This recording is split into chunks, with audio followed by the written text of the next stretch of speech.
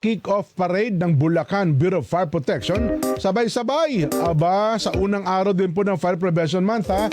Ibabalita po naman yan Nori Fidel. Nori!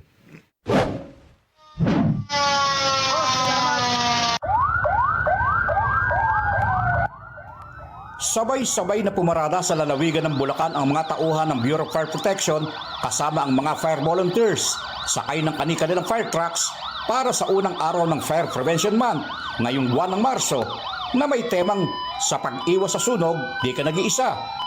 Sa bayan ng Bustos, kanilang nilibot ang mga barangay para paalalahanan ng ating mga kababayan na laging mag-ingat para makaiwas sa sunog, lalo na sa panahong ito ng tag-init.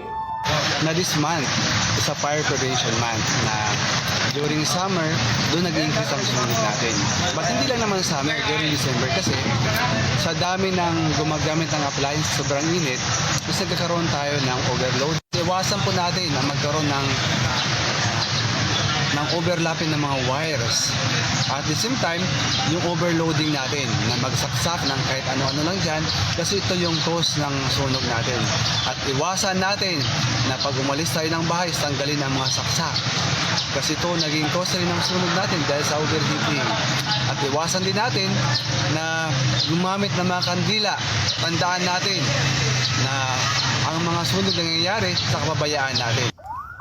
Pahayag pa ni Magalang kaagad nilang nare-respondohan sa loob ng 5 hanggang 10 minuto kung may natatanggap silang tawag sakaling may sunog. Based sa ginawa ng simultaneous namin, umabot kami ng 5 to 7 minutes.